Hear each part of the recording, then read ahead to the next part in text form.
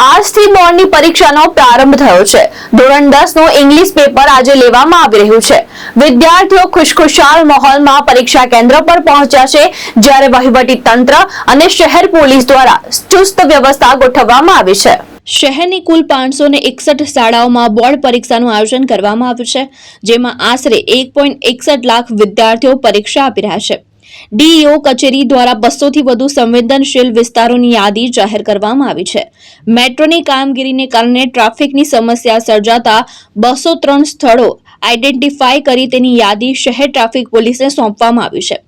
Railway station, Varachha, Katargam અને Athwa lines જેવા ટ્રાફિકગ્રસ્ત વિસ્તારોમાં વિશેષ બંદોબસ્ત ગોઠવવામાં આવ્યો છે, તેમજ ડબોલી બ્રિજ હાલ પૂરતો ખુલ્લો રાખવાનો નિર્ણય લેવાયો છે।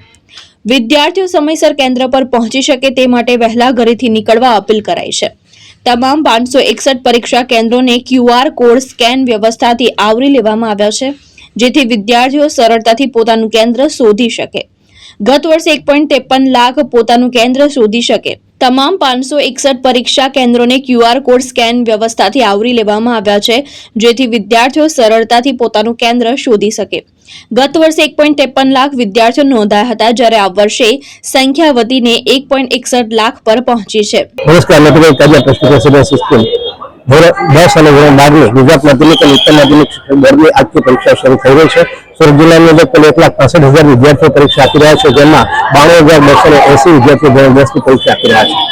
અમારા રેસિડેન્સી સ્કૂલની અંદર 2 કેન્દ્ર ફાળવવામાં આવ્યા છે, જેમાં કુલ ધોરણ 10 ના 600 વિદ્યાર્થીઓ ભાષા 1 પરીક્ષા આપી રહ્યા છે। વિદ્યાર્થીઓને કોઈ પણ પ્રકારની તકલીફ ન પડે તેવી સંપૂર્ણ સુવિધા ઊભી કરવામાં આવેલી છે। વિદ્યાર્થીઓને કુલકુલ અલગ કરીને આવકારવામાં આવે છે, સાથે લોકોને કોલ્ડ્રિંક સાથે આવકાર કરવામાં આવે છે। કોઈ પણ પ્રકારની ગેરરીતિ ન થાય તેનું પણ સંપૂર્ણપણે ધ્યાન રાખવામાં આવે છે, અને વિદ્યાર્થી ભૂલથી પણ કોઈ સાહિત્ય લેવો હોય તો પશ્ચાતાપ પેટીમાં મૂકી અને ટેન્શન મુક્ત થઈ શકે તે રીતે સુંદર વ્યવસ્થા કરવામાં આવેલી છે। ક્લાસરૂમ દરેકે દરેક CCTV કેમેરાથી સજ્જ કરવામાં આવ્યા છે। વિદ્યાર્થીઓ મુક્તપણે અને સારી રીતે પરીક્ષા આપે, કોઈ પણ જાતના ટેન્શન વગર પરીક્ષા આપે એ રીતની સુંદર વ્યવસ્થા પ્રેસિડેન્સી સ્કૂલમાં કરવામાં આવી છે। સુરતની અંદર આજ રોજ માનનીય કલેક્ટર સાહેબ અને માનનીય પોલીસ કમિશનર સાહેબની અધ્યક્ષતામાં વિદ્યાર્થીઓનું બેન્ડ બાજા દ્વારા વિદ્યાર્થીઓને પૂછપરછ મીઠું મોઢું કરાવીને સ્વાગત કરવામાં આવ્યું। આ પરીક્ષાની પરંતુ ઉત્સવ તરીકે વિદ્યાર્થીઓ ઉજવે અને તે રીતે શાંત વાતાવરણમાં પોતાની વર્ષ દરમિયાનની તૈયારીઓને જે પ્રમાણે ઓપ આપેલો છે તે પ્રમાણે તે વિદ્યાર્થીઓ શાંતિથી પરીક્ષા આપે તે માટે જિલ્લા વહીવટીતંત્ર માનનીય કલેક્ટર સાહેબની અધ્યક્ષતામાં સંપૂર્ણ તૈયારીઓ કરી દેવામાં આવી છે। સુરતની અંદર 561 શાળાની અંદર 1,61,000 કરતાં વધારે વિદ્યાર્થીઓ પરીક્ષા આપનાર છે, અને આ વિદ્યાર્થીઓની આજથી પરીક્ષા શરૂ થઈ ગઈ છે, ત્યારે તમામ વિદ્યાર્થીઓને ખૂબ ખૂબ શુભકામનાઓ પાઠવી છે। વિદ્યાર્થીઓ શાંત વાતાવરણમાં પરીક્ષા આપે, કોઈ પણ પ્રકારની અફવામાં ન આવે તે માટે પણ તેમને સૂચન કરવામાં આવ્યું છે।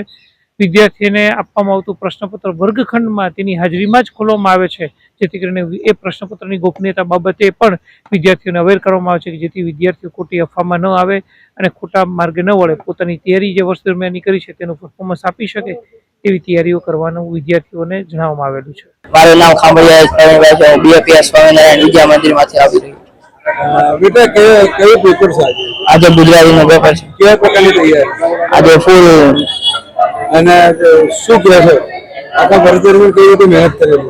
આખા વર્ષ દરમિયાન થોડુંક વાંચવાનું 2-2 કલાક વાંચવાનું।